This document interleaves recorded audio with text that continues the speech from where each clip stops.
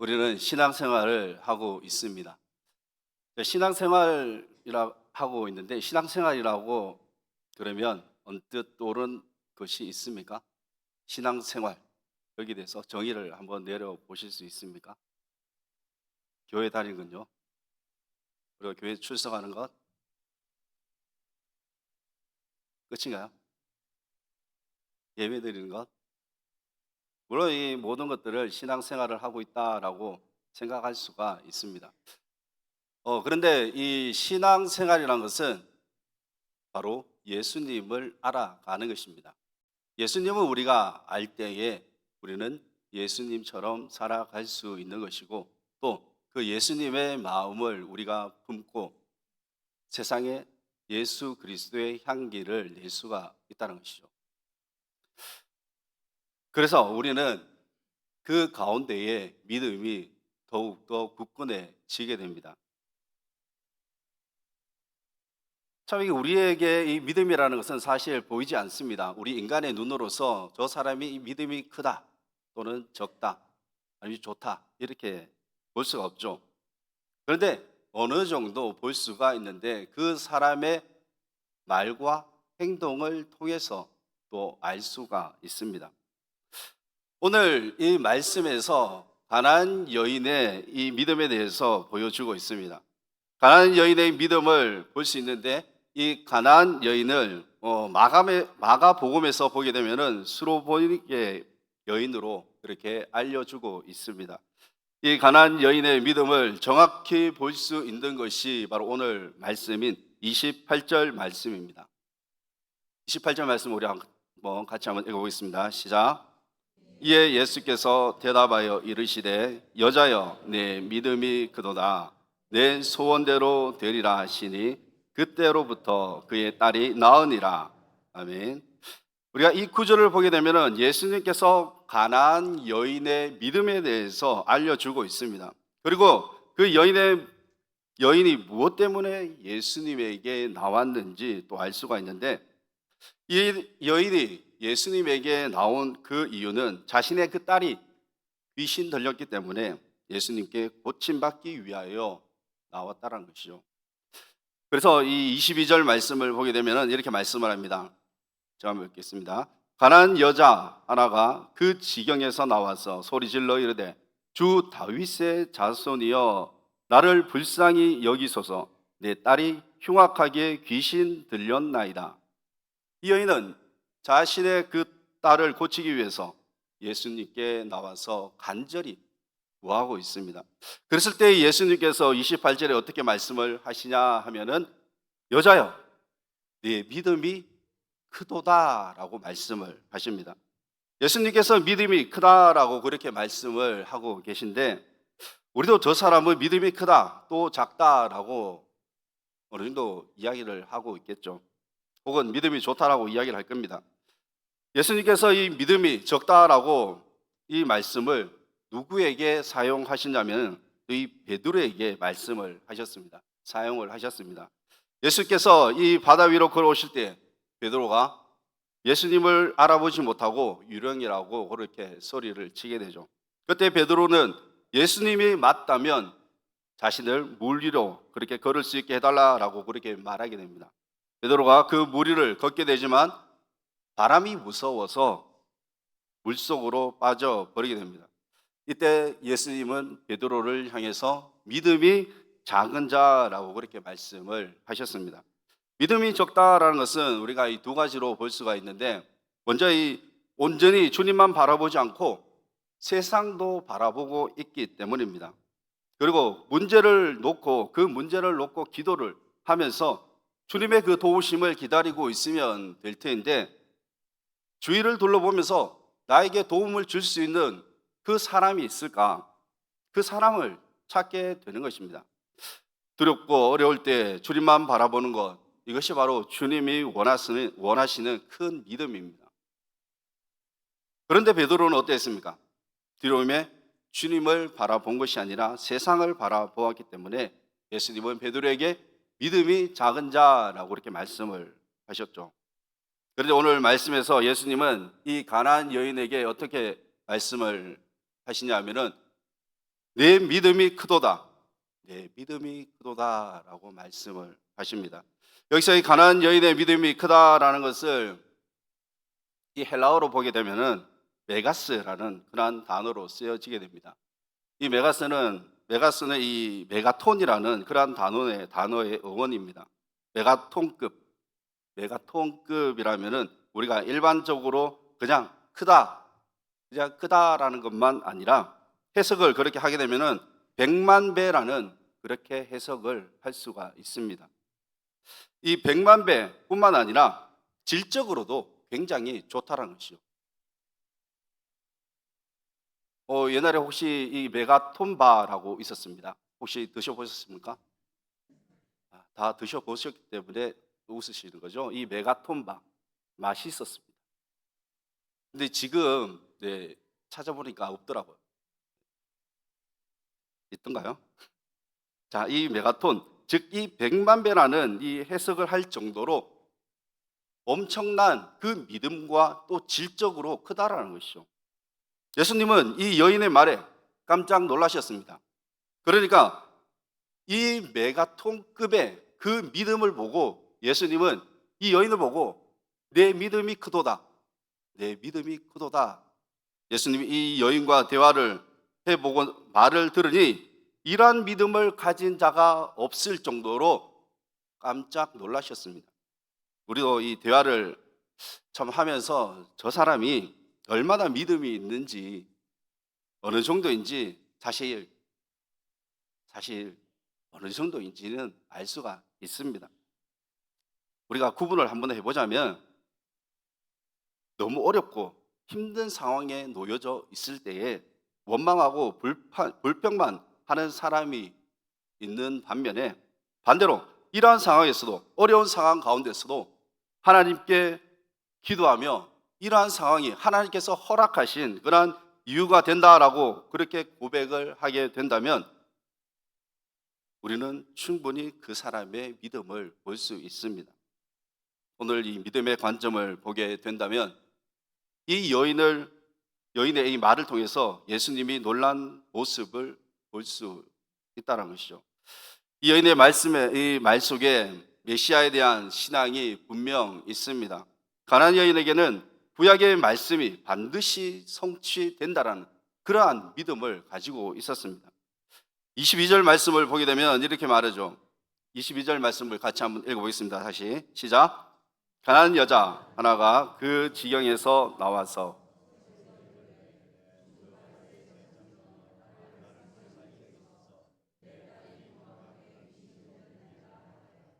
아멘. 어떻게 고백합니까? 주 다윗의 자손이요. 주 다윗의 자손이여라고 하는 이 말에 예수님은 깜짝 놀라셨습니다. 왜 그렇습니까? 주 다윗의 자손이라는 고백이 그냥 그렇게 하는 말 같지만 메시아가 곧 다윗의 후손으로 오시는 것을 믿었기 때문입니다. 이 여인이 그냥 예수님이라고 하지 않았습니다. 주 다윗의 예수요. 주 다윗의 자손이요. 이렇게 하는 것은 예수님이 진정한 메시아라는 것을 고백한 것입니다. 당시 유대인의 이 예수님이 하신 일이 많았죠. 유대 땅에서 예수님께서 하신 일들 많은 이적을 일으키셨습니다. 그러니까 이 소문이 많이 나게 됩니다. 그러니 사람들이 많이 또 몰려오게 됩니다. 갈릴리에서 사역을 하실 때 많은 그 기적을 일으키셨기에 빠른 속도로 그렇게 소문이 나면서 많은 무리들이 예수님께로 오게 됩니다. 그 당시 이스라엘 백성들이 가지고 있었던 그러한 소망이 있었는데 메시아가 오는 소망이었죠. 그런데 이 메시아가 오는 소망이 딱 한 가지입니다. 로마의 지배국으로 살았기 때문에 메시아가 오시면 자신들을 그 로마의 지배국에서 해방될 수 있게 해준다라는 그러한 생각을 가지고 있었기 때문입니다. 먼저 이들이 원하는 메시아상은 이사야에서 기록되어져 있는 말씀을 그렇게 원했습니다. 우리가 이사야 35장 5절과 6절 말씀을 보겠습니다. 같이 한번 읽어보겠습니다. 시작.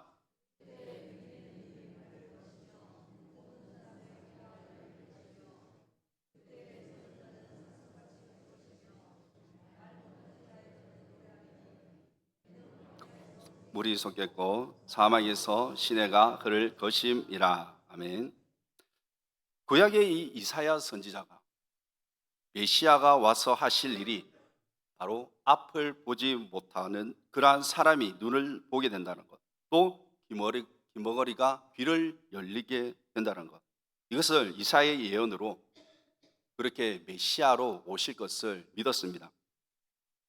이것이 이스라엘 백성들이 메시아를 기다리고 있는 이유입니다. 그리고 메시아를 기다리던 더 중요한 이유가 현재 자신들이 로마의 압제에서 해방되는 것, 그것을 더 원했습니다. 또 이 이사야 61장 1절 말씀을 보게 되면 또 이렇게 말씀을 합니다. 같이 한번 읽겠습니다. 시작. 주 여호와의 신이 내게 임하셨으니 이는 여호와께서 내게 기름을 부으사 가난한 자에게 아름다운 소식을 전하게 하려 하심이라. 나를 보내사 마음이 상한 자를 고치며 포로된 자에게 자유를 갖게 노임을 전파하며. 아멘. 메시아가 오시면은 포로된 자, 또 상한 자가 자유를 얻게 됨을 예언했다는 것이죠. 그들이 처해 있는 로마의 그 압제 속에서 해방시켜 주실 것을 그렇게 믿었습니다. 이사야에서 기록된 이 메시아의 기적을 누가 하셨습니까? 이 마태복음 8장에서부터 기적이 일어나게 되는데, 문둥병자가 고침을 받게 되고, 또 귀신 들린 자가 노임을, 또 중풍병자가 고침을 받게 됩니다. 또 소경이 눈을 뜨게 됩니다. 벙어리가 말하는 그러한 기적을 예수님께서는 일으키셨습니다. 이사야의 예언을 믿는 이 여인이 예수님에 대한 그 소문을 듣고 예수님께 왔습니다. 그래서 메시아가 오면은 이러한 일이 일어나겠다는 것, 구약의 이사야의 성경과 맞아 떨어짐을 이 가나안 여인은 믿었습니다. 또 알았습니다. 가나안 여인은 구약의 이사야에서 말씀하신 그 메시아가 바로 다윗의 자손으로 오신 예수 그리스도, 그분이 메시아임을 확신했던 것이죠. 구약에 기록된 언약의 말씀은 반드시 성취됨을 그렇게 확신하고 예수님을 향해서 다윗의 자손 예수여, 그렇게 고백을 하게 됩니다. 이 여인의 믿음은 하나님의 언약의 말씀이 반드시 성취됨을 믿었습니다. 우리가 이 말씀을 믿는 이유가 무엇입니까? 말씀을 따라 우리가 순종할 때 영원한 그 하나님의 나라를 주신다는 그 하나님의 언약이 성취된다는 믿기 때문입니다. 그것을 믿기 때문입니다. 믿음은 하나님의 말씀에 근거하는 것입니다. 말씀이 그대로 이루어진다는 그러한 확신이 우리에게 있다면 그것이 진정한 믿음입니다. 그 말씀대로 이루어질 것을 확신하고 믿는 것, 그래서 우리가 예수를 더욱더 알아가기를 원하는 것, 그것이 바로 신앙생활입니다. 이 여인은 예수님이 하시는 모든 일들이 이사야에서 하나님의 말씀으로 기록되어진 그대로 이루어짐을 믿었습니다. 이 여인이 고백하게 된 그 근거가 바로 하나님의 말씀이었기 때문입니다. 하나님의 말씀이 우리의 인생의 근거가 되어서 반드시 그렇게 성취됨을 믿는 것이 바로 진정한 믿음입니다. 구약의 이 하나님의 말씀이 어떻게 성취된 것을 우리가 여러 군데에서 보여주고 있습니다. 요수아가 하나님의 말씀을 듣고 여리고성을 무너뜨릴 때에 하루에 한 바퀴씩, 마지막에는 7바퀴를 돌고 또 나팔을 불 때에 무너질 것이라고 그렇게 말씀을 하셨습니다. 그 말씀대로 행하니 그 여리고성이 무너지게 되었죠. 그리고 중요한 것은 하나님께서 요수아에게 말씀을 하실 때 요수아 6장 26절에서 이렇게 말씀을 하셨습니다. 다시 한번 읽어보겠습니다. 시작.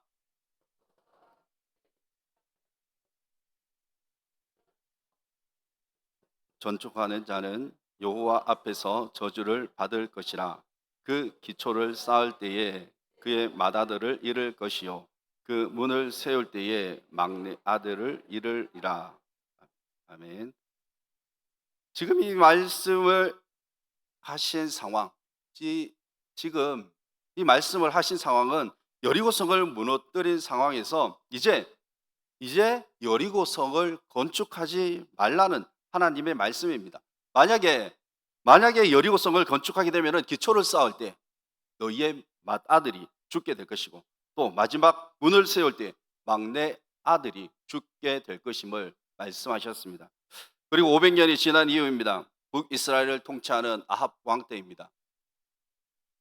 아합 왕이 여리고성을 짓게 하죠. 열왕기상 16장 34절입니다. 같이 한번 읽어보겠습니다. 시작.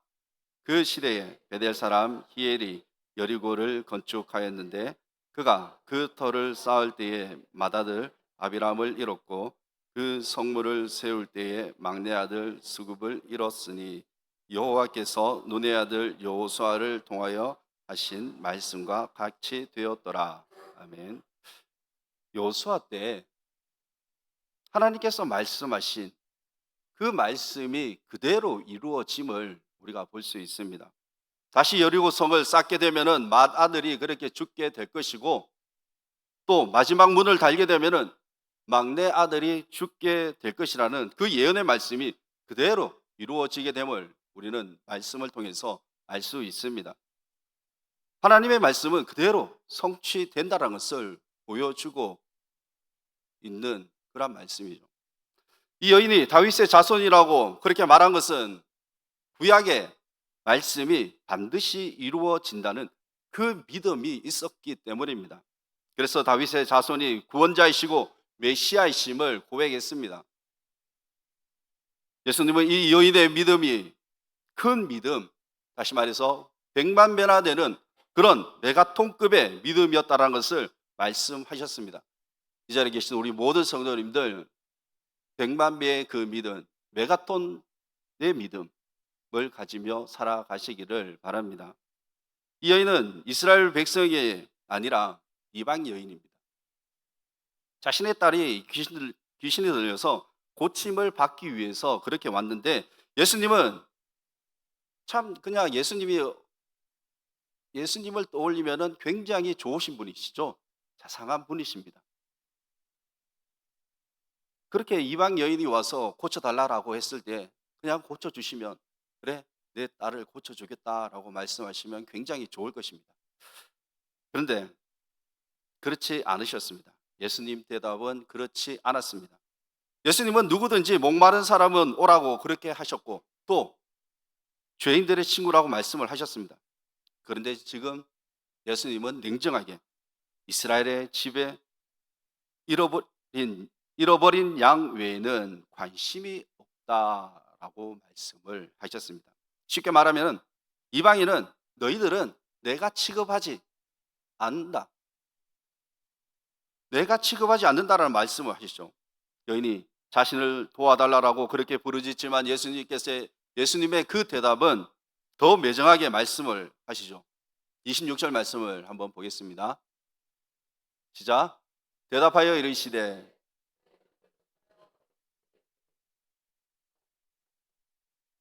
아멘. 어떻습니까? 이방인을 어떻게 취급을 하고 계십니까? 이방인을 죄로 취급하고 있습니다. 그에게는 그 떡을 주지 않겠다라고 말씀을 하십니다.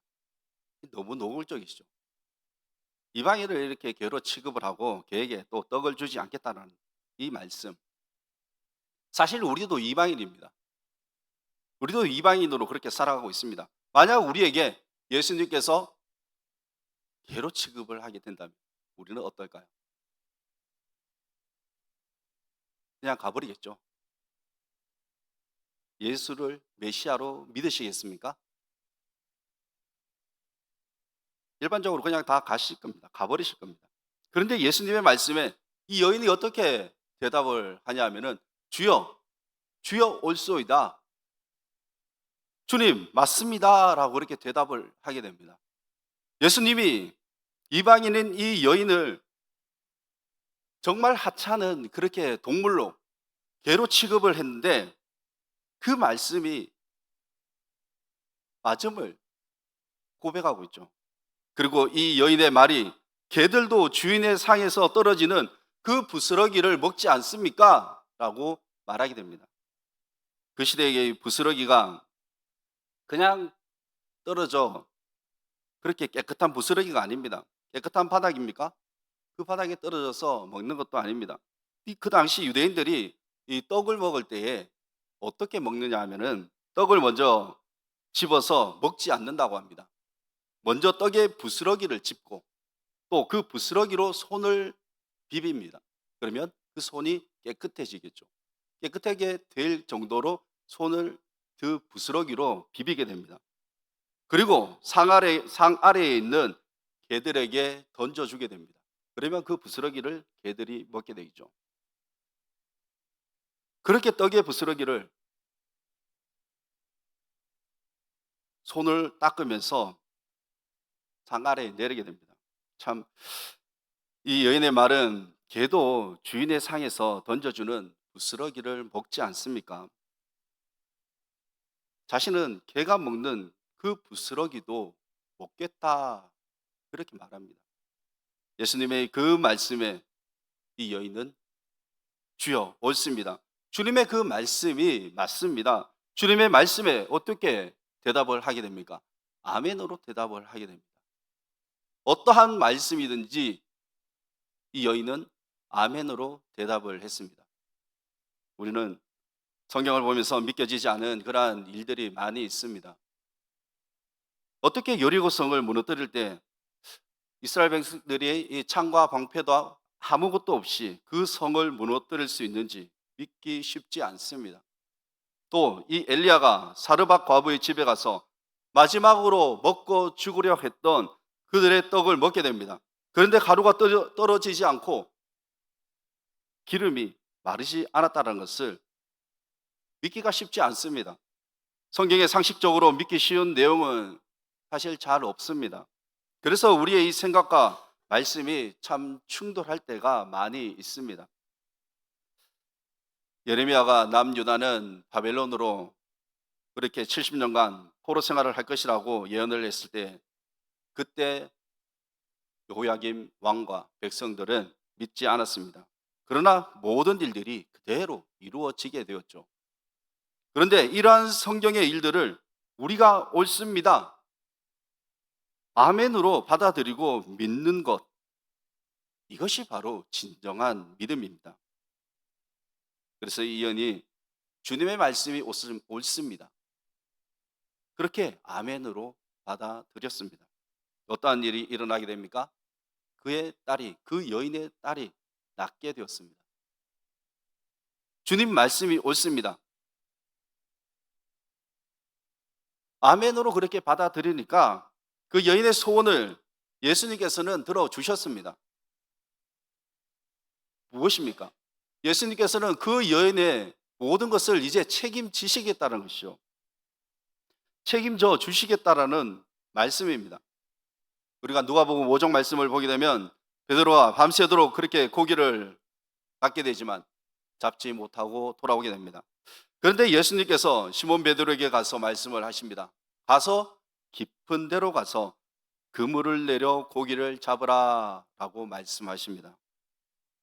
예수님의 직업이 무엇입니까? 목수이시죠. 베드로의 직업은 어부입니다. 전공이 완전 다릅니다. 틀립니다. 전공이 틀린데 깊은 곳에 가서 고기를 잡으라고 말씀하십니다. 베드로가 이 예수님에게 선생님, 우리가 이렇게 밤새도록 잡아봤지만 하나도 잡지 못했습니다. 그러나 말도 되지 않지만 예수님의 그 말씀에 의지해서 그물을 내리겠습니다. 말씀에 의지해서 그물을 내리겠다는 것. 베드로가 주님이 말씀하시면 100% 된다라는 그런 확신을 가지고 하겠다는 것이 아닙니다. 선생님이 말씀하셨으니까 한번 해보겠습니다. 억지로 아멘으로 받아들였습니다. 그리고 고기를 잡으러 가니 고기를 잡았는데 그물이 찢어질 정도로 많이 잡았습니다. 참 말씀을 받아들이기가 쉽지가 않습니다. 그러나 베드로는 예수님의 말씀에 아멘으로 받아들였습니다. 그러니 자신의 배뿐만 아니라 다른 배에도 고기가 채워지는 그러한 일이 일어나게 되었습니다. 성경은 하나님이 하신 말씀이니 우리가 그 말씀에 순종하고 아멘으로 받아들이게 된다면 주님은 우리를 책임져 주신다는 것을 믿으시기를 바랍니다. 예수님이 가난한 여인을 바라보고 개라고 했을 때, 제가 욕하는 거 아닙니다. 그렇게 개라고 했을 때 이 여인은 예수님 말씀이 옳습니다. 예수님 말씀이 옳습니다. 그 믿음에 예수님은 놀라셨고 그 여인의 소원을 들어주셨습니다.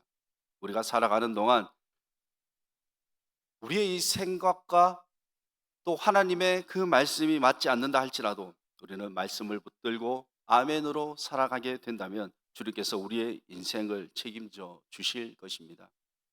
여인이 예수님께 나온 이유가 자신의 그 딸을 낫게 하기 위해서 나왔습니다. 딸의 흉악한 귀신이 들렸으니까 고쳐 달라는 그러한 것입니다. 그리고 자신의 딸을 도와달라고 예수님께로 간구했습니다. 여인이 예수님께 이렇게 나아갈 수 있었던 것은 또 주님께 간구하게 되면은 분명히 들어주실 것을 믿었기 때문입니다.